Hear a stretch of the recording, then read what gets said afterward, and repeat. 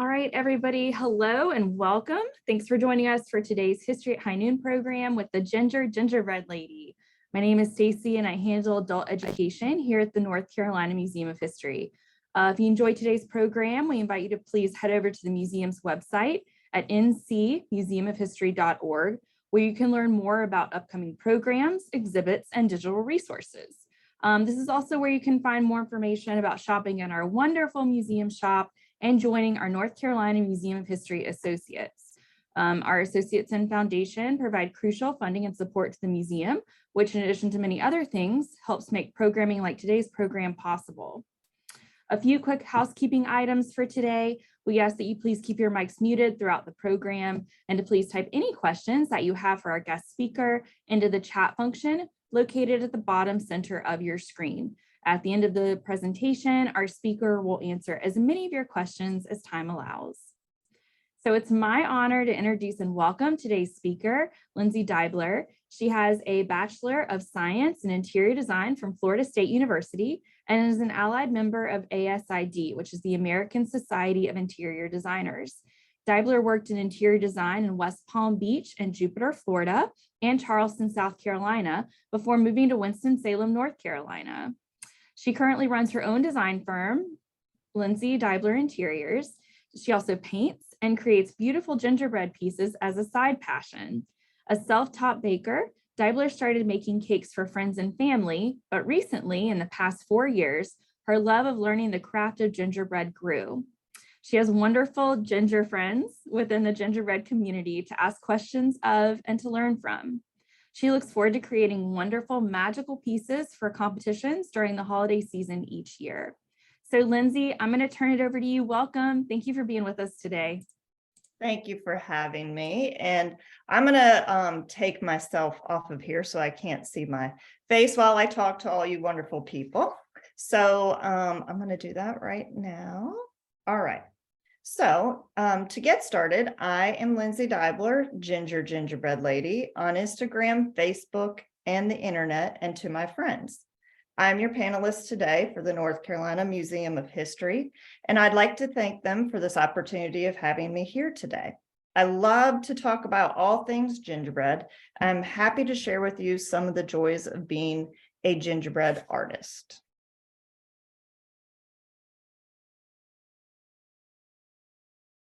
So here's a brief summary of what we will be discussing today. I will share with you a little about myself, the history of gingerbread and gingerbread houses, gingerbread as its role in the state of North Carolina, and discuss my show-stopping $1.2 million gingerbread piece that I was able to create.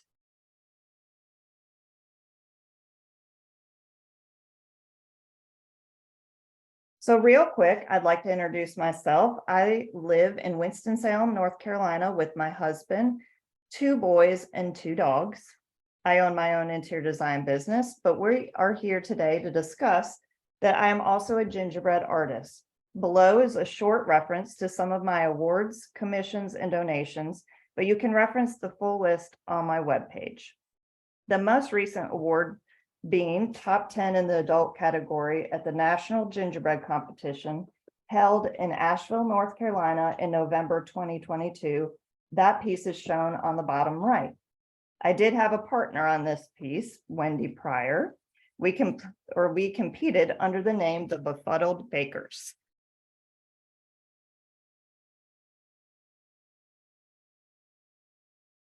Before I go into what a gingerbread artist may entail, let us start with the history of gingerbread.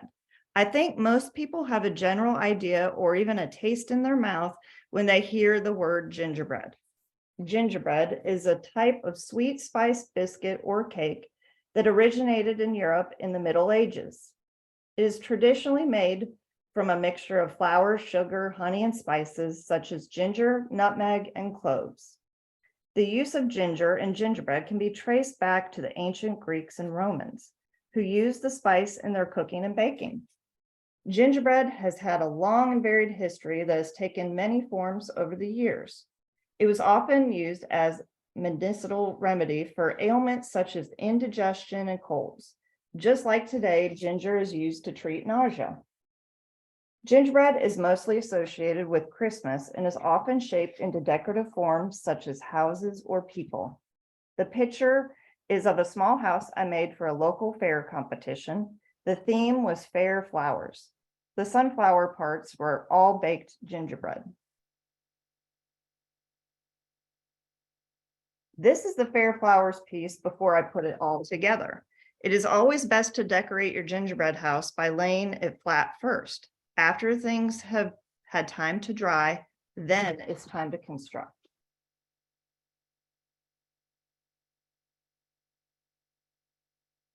History of gingerbread houses. Gingerbread houses have a long and varied history that dates back to the early 1600s in Germany.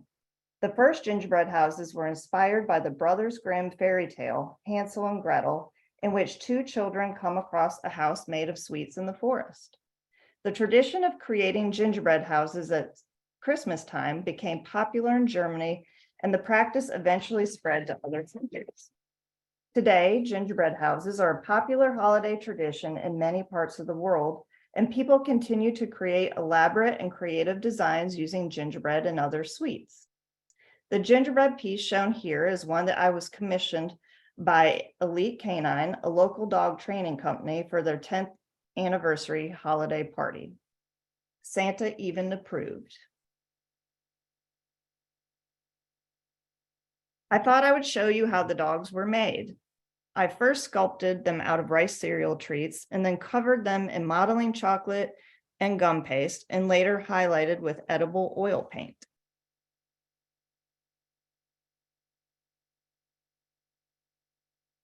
Here are some side views of the completed piece. The event was held at a local tap room, and that's the owner's dog up on the bar. His name is Tucker.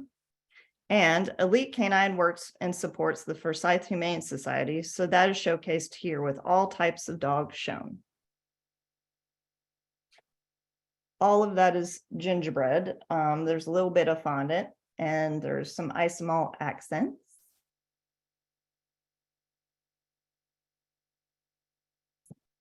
In the 14th century, gingerbread bakers in Germany formed professional guilds to regulate the quality and production of gingerbread. These guilds established strict rules and standards for gingerbread production, and only members of the guild were allowed to produce and sell gingerbread. Gingerbread guilds were also responsible for organizing fairs and markets where gingerbread was sold. Today, there are no such guilds, but definitely gingerbread artists and bakers, keeping the tradition of gingerbread alive and well. Many of us are friends that share recipes, techniques, and knowledge.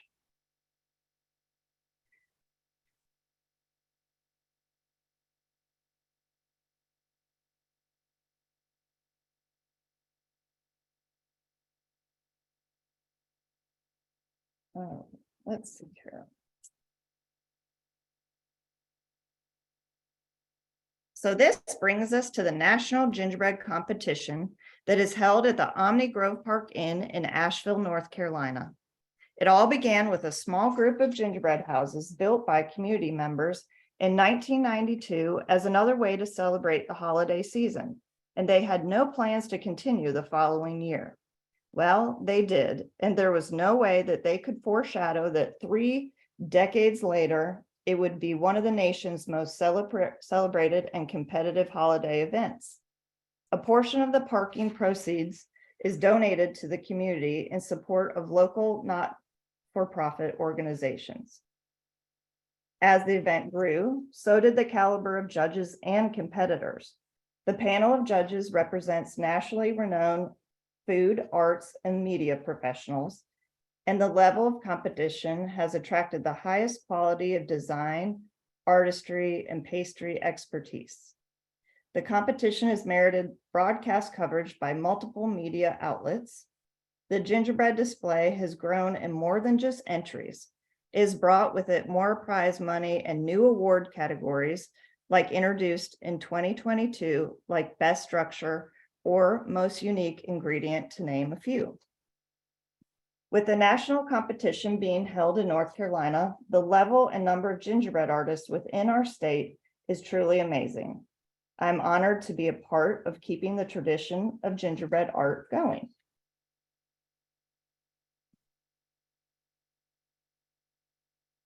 I first entered the National Gingerbread Competition in 2017, and I'm not going to show you what that piece looked like, but you can find it on my Instagram if you really want to look.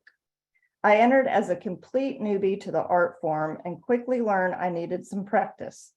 I loved the whole experience and entered the next year with the piece on the left in 2018 Holiday Party entry and in 2019 Santa Saurus Rex.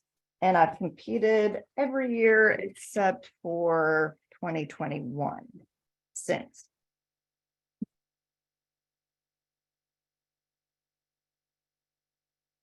One may ask, how do you become a gingerbread artist? My development into becoming a gingerbread artist started with me making cakes just as a creative outlet.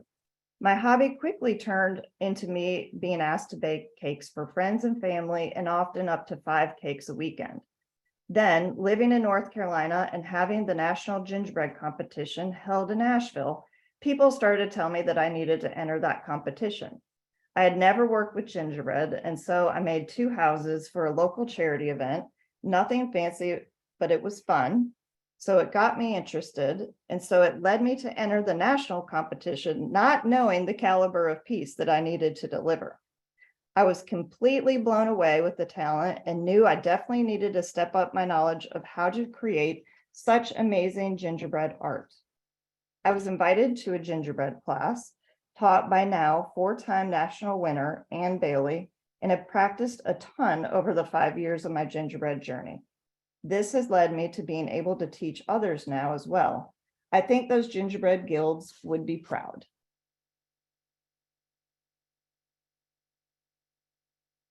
Most gingerbread competitions, like nationals, it is a requirement that your whole piece be made of all edible materials. So no PVC pipes, no wood dowels that are often used in cake construction. So definitely this adds a degree of difficulty to the process. Gingerbread is actually a great building material, and some competitors use construction grade gingerbread and others don't. Construction grade just means no leavening agents such as baking soda or baking powder. Gingerbread can be tinted, painted with edible paints, manipulated. All types of materials are used to complete an award-winning piece.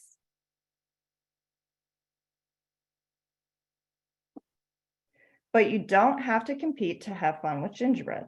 These are some houses that I created for a local bakery to sell as kits during the holidays.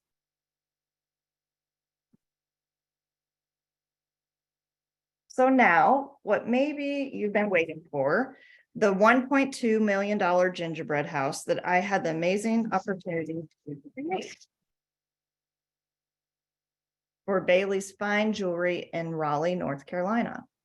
This came about because I had won their first gingerbread competition in 2020, and then was asked to create this amazing piece for them in 2021. The piece was on display at the Raleigh location for 7 days and required an extra security guard to watch over it while it was on display.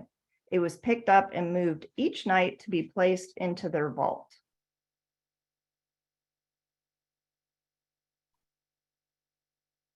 This is how I like to start all of my pieces, with a rough sketch like this one. I did not want it to look like we just threw some jewelry on a piece and called it a day.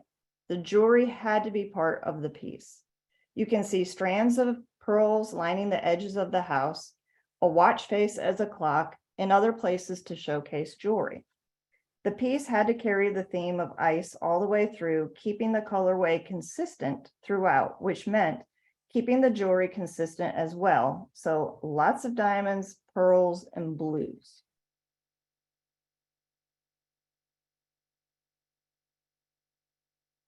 I like to build models first out of foam core board. It helps you determine scale and think about placement on the base. You can see gaps this way and see areas that need to be filled. Like in the initial sketch, there were no polar bears. The house looked lonely on the base and needed something, and the bears were a great addition. Their bodies are made out of rice cereal treats, just like the dogs were, and then covered in modeling chocolate mixed with gum paste and accented with edible paint.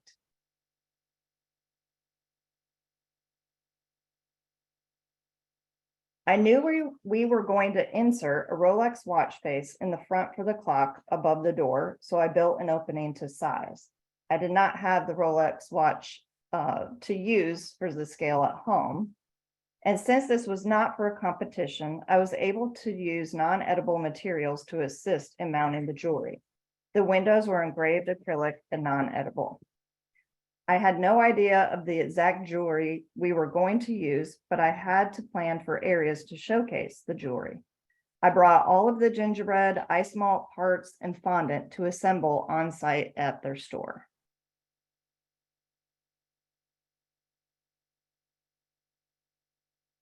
I worked directly with Marcy Bailey, one of the owners, as she curated pieces she wanted to highlight, which meant I had to adapt as we went along on how to mount and attach. They cataloged the jewelry as I decorated and incorporated. You can see the pearl necklaces were placed just as the sketch showed. I used pearl-ended push pins inserted into the edge of the gingerbread to then drape the necklaces over to hold in place. It took 8 hours on site to construct this piece.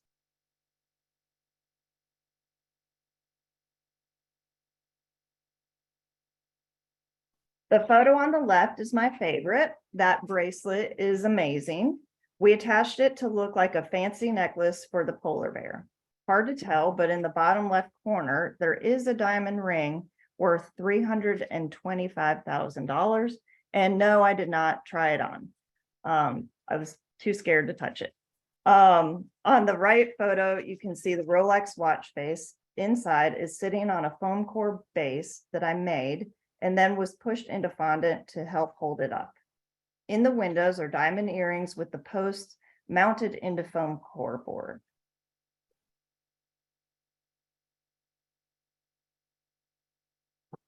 This is a gingerbread pathway of dreams. It is 93.7 carats of diamonds, and the diamond bracelets were pushed ever so gently into the fondant to hold it in place. The picture on the right, if you look in the center of the snowflake, there's a diamond star pendant necklace.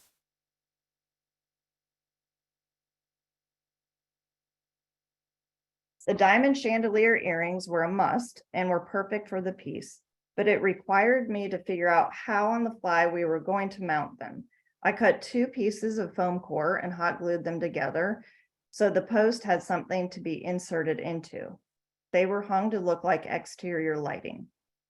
I used another pearl push pin that you can see, but looks like it's actually part of the jewelry, to hang each earring by pushing through the foam core board into the gingerbread.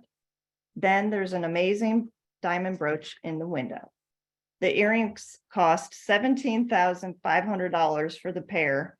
That was in 2021, so don't quote me now on 2023. And the brooch was $1,150. Again, that was 2021 pricing.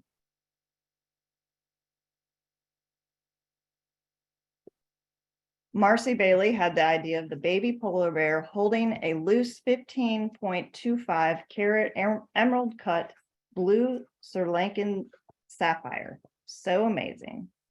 You can also see there's a jewelry heart pendant and another ring just pushed in there, and there's some gold leaf spread about.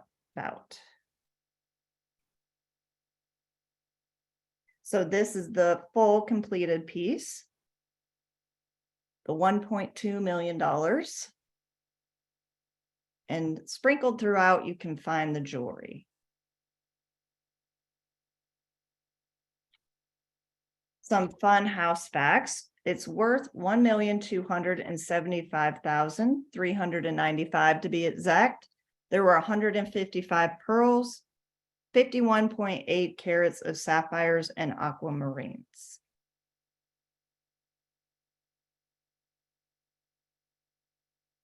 So I hope you can see how much joy gingerbread has brought me, and it's just super fun. It's taken me on some fun adventures, like being commissioned to create replicas of hotels. This is the French Quarter Inn in Charleston, South Carolina, and it was on display in their lobby through the holiday season last year and this year. And this is the Spectator Hotel, also in Charleston, that we ended up heavily spraying this with polyurethane so that they could use it 2 years in a row.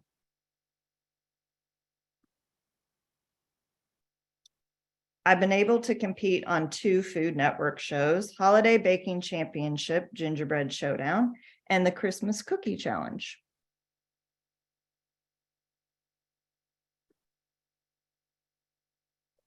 I've even illustrated a book that my mom authored, The Mystery of the Gingerbread Man. There's my mom. The book can be found on Amazon. So that concludes my presentation, but on the bottom left was my piece that I won Bailey's Fine Jewelry competition with in 2020. And on the right corner is a 3rd place win for a competition in Savannah, Georgia. Once you get the link later on, I've attached some of the slides that were at the beginning, just with all the verbiage of what I did discuss, if you would like to read for further information. And you can follow me on the web, Facebook, or Instagram. And I hope you've learned a little history and showed you the joy of gingerbread.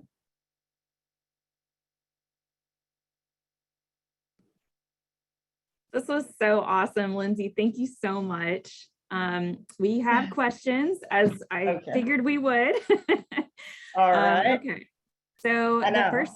I wish I could see the questions as I was going, but I can't. So no, she was too busy sharing all these wonderful things with us. Okay, so the first one is from Harold, and they ask, how do you decide what to make for national competitions? I scour probably, Pinterest is a big one just for visual, and I cannot go anywhere, even when I look at a building, and not think of how could I make that out of gingerbread. It's a bad gingerbread disease. But I love to come up with lots and lots of ideas, and then I kind of narrow it down to my favorites and what I really want to make, since it takes at least over 400 hours to create a piece for nationals. Wow. The winner, she spent 900 hours. So my 400 hours was not enough, but oh my gosh. Yeah, but that's some of the fun part, is deciding what you're going to make. And I already know what I'm going to be doing for this year's competition. And so I really should be building my model now, because last year I built my model in February. So it's time to get on it. So Elaine asks, with the spray varnish, how long will the houses last? Do you know? Well, that's kind of tricky, because it also depends on where you live. If, say, you live in Florida and the humidity is out of control, and what you put on it. So like for the piece in Charleston, I did not put a lot of royal icing. There's no royal icing on that piece, so it wouldn't flake off over time. So I just used gingerbread or pastillage or fondant. There are a couple things on there that are non-edible, but if you varnish it and it's sealed up, it can last a long time, even not sealed. I have things in bins that are probably 4 years old. Why I still have it, I don't know, but they're in there. It's hard to part with things that you've spent hours on, but you just have to think about what you're putting on it, and I would just stay away from any royal icing. So I don't know if there's a way to answer this, but Beth wanted to know, how long do they last if they're editable? Like how long? Well, there are some competitors that might even be watching that have their pieces stored in their house and it's fine. But it depends on where you live. North Carolina is crazy with humidity. And what materials you use also matters. I have pieces that aren't varnished and are completely fine, and I think they'll be fine for a long time. You just don't want animals or creatures to get to it. So I would put it in containers.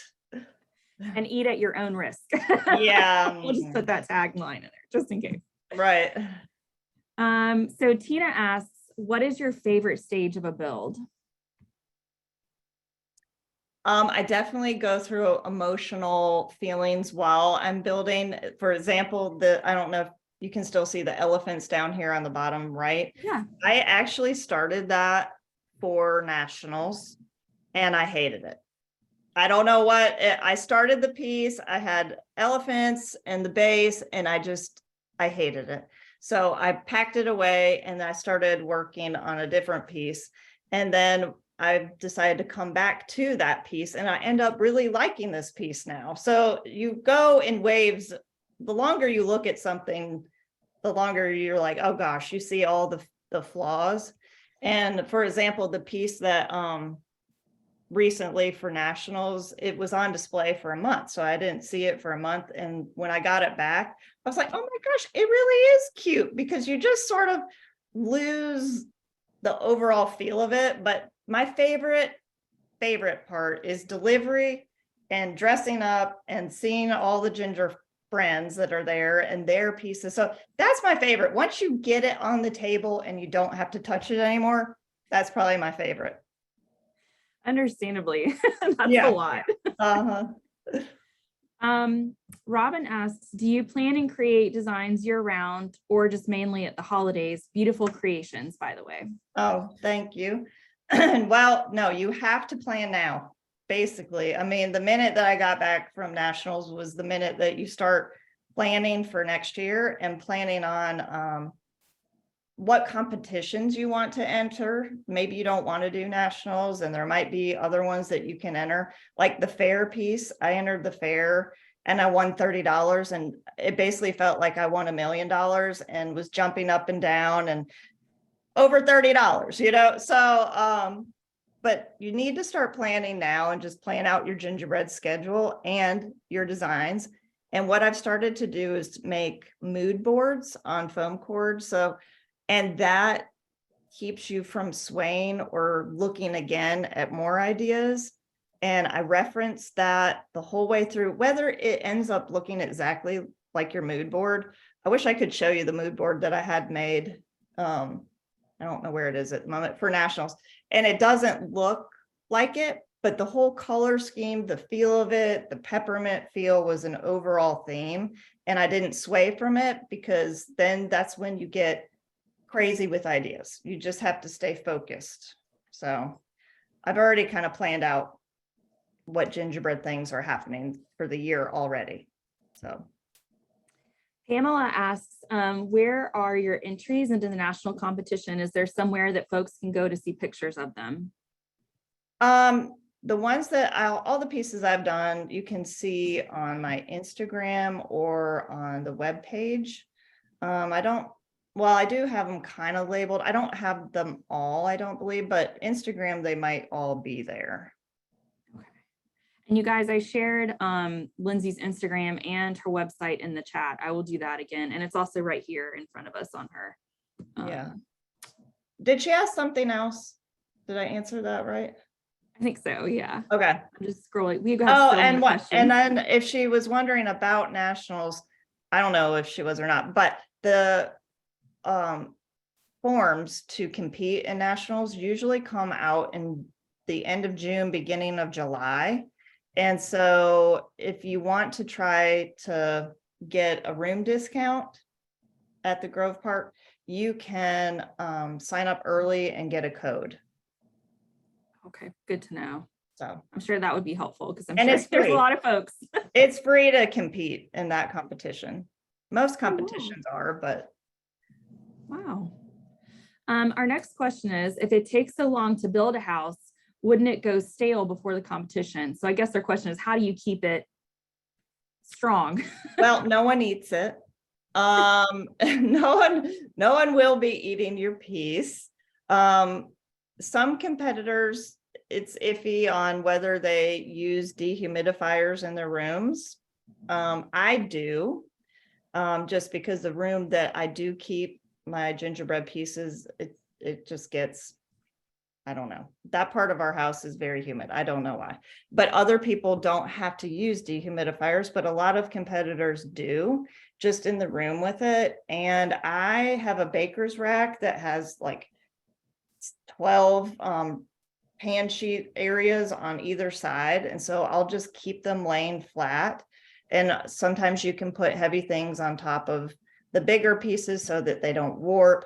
But I tend to double up support pieces. So you'll bake a front piece and a back piece that nobody's going to see and attach using gummy bear glue. And that is the hardest glue on the planet for edible glue. You just microwave some of the gummy bears and paste it on the inside, attach it. Try it now, because I did test one last year and I attached 2 cookies in about February, and I just left them sitting on a craft table all the way to December. And I took both of them and tried to break them apart. They don't even twist. So that's the best glue, edible glue around. Just a side note. So every Christmas, my now 85-year-old grandmother and I build one of those, like, cheapo gingerbread house kits together. And that's the worst part, you guys, like trying to get those panels to stay together using that glue they give you is awful. So I'm totally using your idea now. Yes. And also on the kits, the rice cereal treats, I'm not going to say a name brand just because whatever, they don't, but you know what brand I'm talking about, that are about this big. Right. And when you have the 2 walls and you want them to quickly go together, especially from those kits with the bad glue, don't use the glue, but you could use it. But take the little Rice Krispie treat and put the icing on both sides and stick it in the corner of your pieces. Do 1, 2, 3, 4 on those little kits, and they'll stay up. And so cool. Well, and don't put your roof on until at least 2 days later. Just let people try to make a whole gingerbread house using a kit in 1 day. It's not going to stay up. So unless your plan was to have it fall down and eat everything, but really you should have it just sit there for 2 days and then add your roof on. So that is so cool. I'm going to try the gummy bear and the nondescript Rice Krispie treat trick. Thank you. You just said it, but yes. So Rachel asks, what are your thoughts on using cake image printers for specific images or lettering? Oh, that's fine. You can do that for competitions, I'm assuming. Yes, so you can do that. Edible images on wafer paper with edible ink is approved. They do sell those printers just for cakes and decorating. I usually tend to shy away from any trademark things, but yes, you can definitely use them. The only problem some of the time with the wafer paper, it can pop off or peel. So you need to really make sure that you seal the edges once you adhere it to whatever you're putting it on, because it can pop off. So lots of questions about transporting these pieces, and do you assemble your piece on site versus do you travel with part of it completed or all of it completed? How does that work? I should have maybe attached a picture of when I took the 2 pieces to Charleston, and the one was 5 feet long. You can't really tell in the picture, but it's 5 feet by like 3 feet. And luckily I have a big car, so it can go in the back. And I've gotten slightly better with the trauma of having to drive gingerbread places. But I feel really confident in the construction of what I've made, that I don't stress as bad anymore. Probably the first 2 years, by the time I got to wherever I was going, my hands are shaking until like an hour later, even after putting it on the table. But wow. I call my friend Wendy, my gingerbread manager, and my neighbor are pros at helping pack the gingerbread pieces. And my mom is a quilter and has sent me a ton of heavy quilts, and her quilts are perfect. If we roll them up and put them all around the edges of the base, I've seen all kinds of crazy ways that people secure their pieces to get where they're going. I've seen people have built something in the back of their car, but 90% of the time, 99% of the time, I don't construct it on site. The only reason I did for the Bailey's piece is I took each thing separate because I didn't know what jewelry we were putting on the piece. And so I didn't want to attach something and then have to take it apart because that wasn't going to work. So that's why that piece, I put it all together there. But whenever you go to a gingerbread competition or anywhere that you're going to take it on display, always pack a triage kit. So bring call it the main color fondant maybe that you're using, bring some edible glue, which Tylose glue, you can refrigerate it, but it can travel well. And that's an edible glue. And just bring things to fix, paintbrushes, whatever. But for the most part, in the gingerbread world, people want you to turn in your piece. And so if you're having a problem, people are very willing to help you out. And once you get there. And I saw a young competitor one time at the national, and you're supposed to have a number on your piece or it gets disqualified because the judges don't know whose piece it is because you can't put your name on it. So it has to have a number. And they didn't have a number on there. And so I went over and told her, and I said, I wanted you to know, and she didn't bring anything. So then she ended up using some of my triage kit to then make a little number and put it on her piece. So everybody's people want to win, but they also want you to turn in a great piece. So that's really cool to hear that everybody is supportive of each other. That's awesome. Yeah. A couple of questions about, have you ever used moving parts or motors in any of your creations? The competitions I've done don't allow that. And since I'm not an engineer or anything, I don't really want to get into that. I'd have to find somebody to probably help me. I've added lights before, but nothing moving. There are competitors that are really awesome at doing that because maybe their competition allows for that. Or even I have a friend that made things all move, making gingerbread gears. So it is possible with edible materials. It's just I haven't done it. So our next question says, I know for nationals, scale is really important. What's the best way to approach trying to reach a certain scale, in your opinion? Well, by building your model out of foam core first. I mean, that is the most important because then you have something to then scale around. So say you build a house, and like I built one for nationals was the house, and I then knew what size the Christmas tree maybe needed to be, or what size the polar bear in the front needed to be, because I had that to look at. And so I didn't have to like bake that house first. Say I wanted to make the polar bear first, but I've already had the foam core house to use for scale. So plan ahead so that you have time in the last week or two to add amazing detail, because detail counts, because then you sort of get hung up on building the structure and then it comes down to the wire of detail and you need that time. So that's kind of a perfect segue into our next question. And I know you touched on this a little bit before, but Lee asks, how long does it take to create a piece depending on intricacy? Well, yeah, if you're going to do, say, the national competition, it's a whole other level than most competitions that I've seen. I'm not saying that other ones aren't as detailed, but just what I've seen. And for that, really, you need to plan now. So either make your mood board, know what you're going to make, because say you're going to make a heart house and there's heart accents everywhere. And you then can start looking for possibly molds that you might want to use. You can make your own molds. So like I've made my own molds out of sulfur-free clay and sculpt it all out. So like this on the elephant piece, where the little gingerbread that people are, and it's a brooch kind of thing. That I sculpted out of sulfur-free clay first, made a mold, and then poured isomalt inside of it. So that's isomalt, and then painted the isomalt.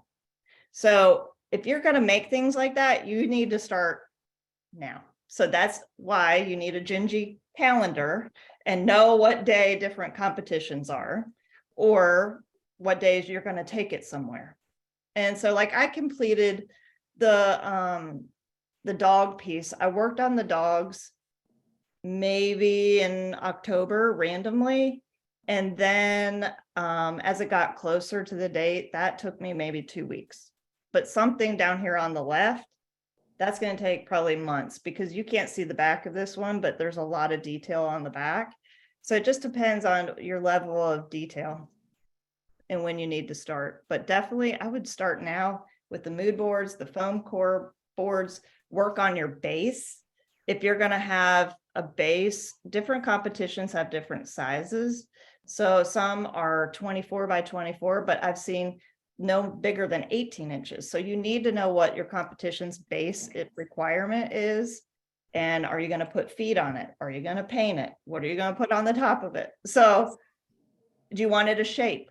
I've had my neighbor who is a woodworker has cut a shapes bases for me before versus just a square.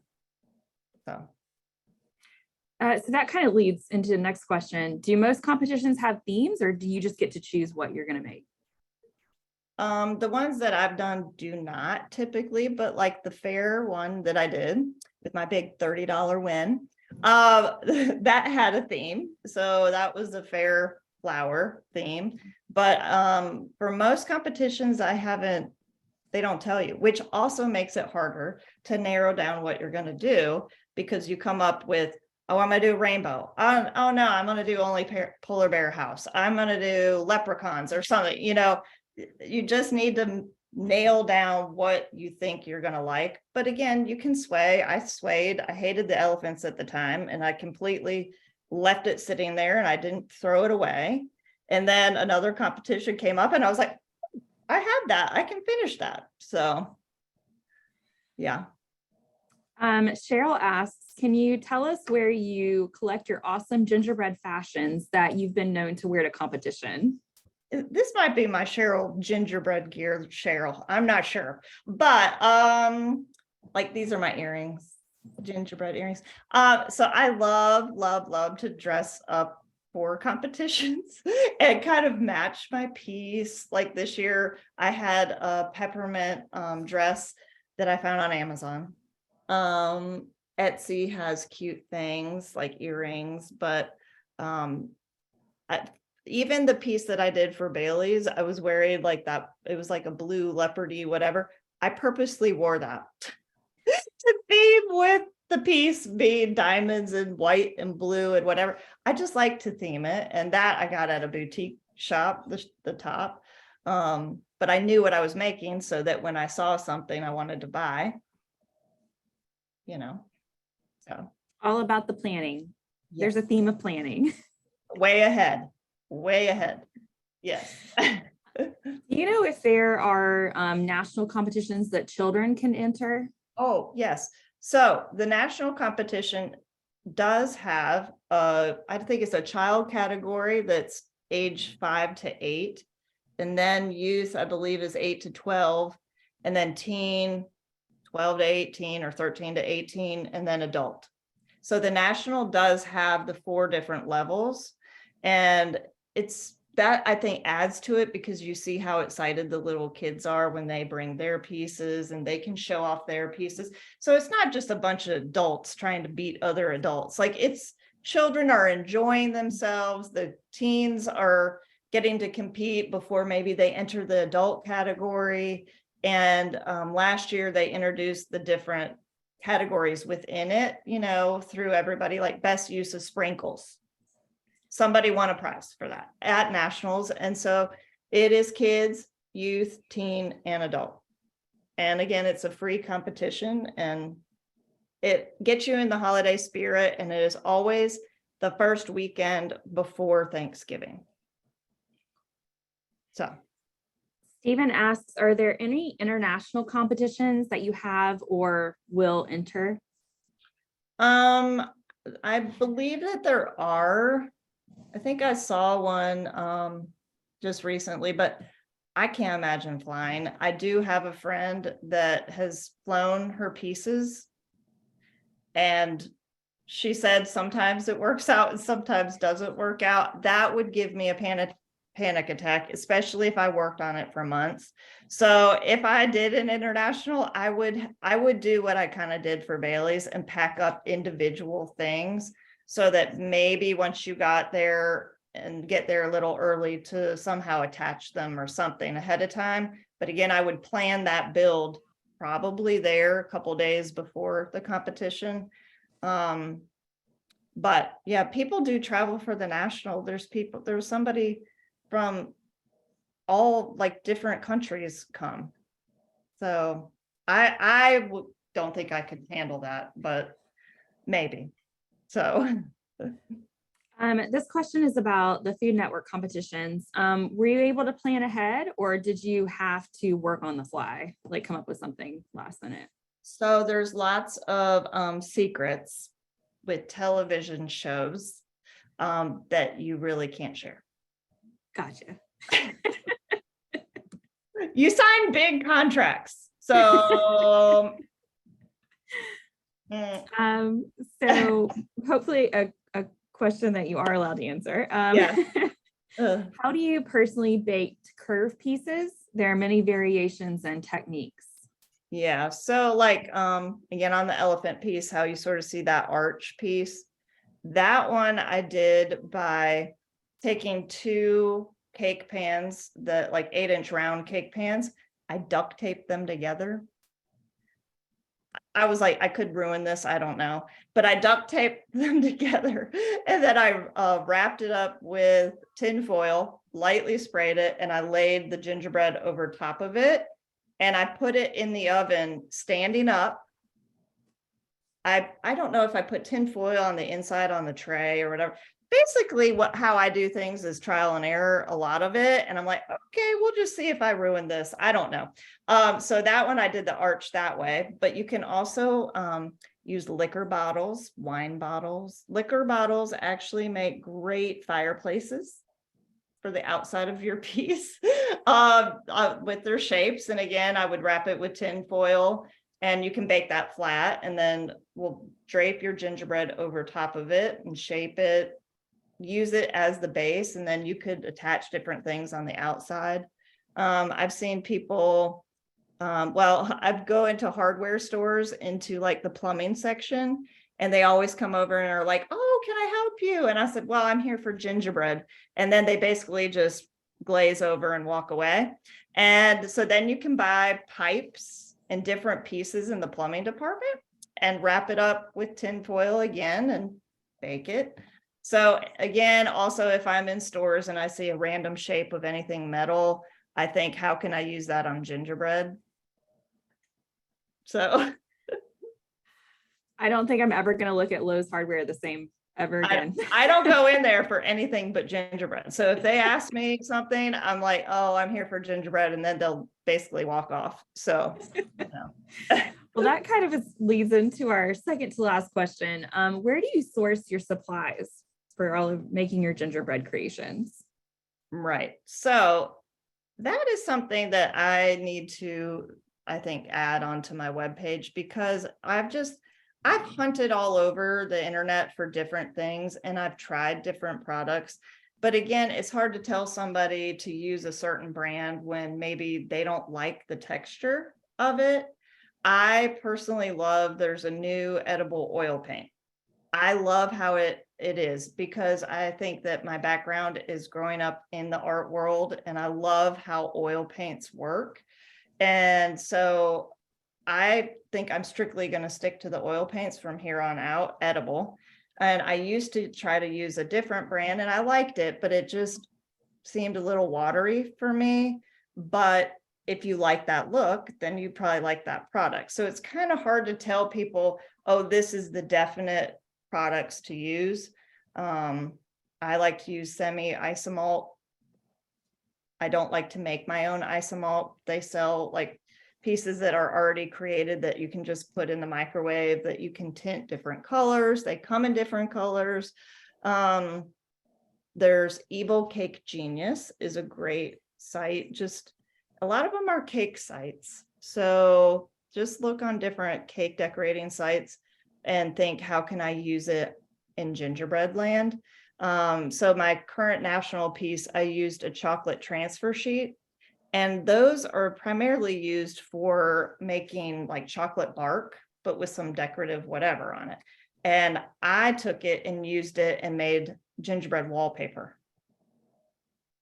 How fun. That's so cool. And I think because I don't have any professional pastry background, I am not stuck in a mind of that pastry land. I just tend to look at things and think, well, how can I make this work for me, for what I'm doing? And there's edible fabrics. You can make edible fabric, but you can also buy it. You can paint it. There's all kinds of things. I know. So I do kind of need to put a list of things that I like, but it may not work for everybody. So there's a whole world. yes, I think some of us had no idea. That's you so can cool. use a lot of power tools as well on gingerbread. So like the Dremel tools, I keep a scroll saw usually on my counter during for like November, like maybe September, October, November to cut sometimes. But this year I didn't use it as much, so I didn't have it out. But that kind of helps if you were trying to piece something together and you've baked it super, super hard, which you should, and you just need a little bit shaved off or shape, you can use a scroll saw. Because again, no one's eating it. And pretty much I only use it for edible purposes anyway. So yeah. That's wild. All right, last question. Multiple people have asked. Okay. Do you have a favorite creation that you've made so far? Like your absolute favorite? I always tend to say the last one that I did was my favorite because it's like the freshest one on my mind. And I feel like my pieces don't tend to all look the same. I love the $1 million one, of course. That was amazing. But I also recently did a piece for Gideon's Bake Shop at Disney Springs. And it's a completely different look and feel. And it is gingerbread, but it's not Christmassy because I used their trademarky characters to create. So that one is a favorite just because I also love Halloween. People just think I like Christmas, but anybody that truly knows me knows that Halloween was #1 before the world of gingerbread. But so I love the $1 million, and I'm going to say Gideon's Bake Shop. So. Lindsay, thank you so much for this awesome presentation today and for answering all these questions. This was really special for us. So we appreciate you. Well, I hope everybody goes and learns gingerbread and wants to start this year. So yay. Gonna see a lot of folks. Yay. And thank you guys for joining us today. We hope to see you at our next adult program, Southern Songbirds and Evening with Rissy Palmer. That's happening here at the museum this Saturday, January 21st at 7 p.m. Have a great rest of your day. Take care, everybody. Bye. Bye.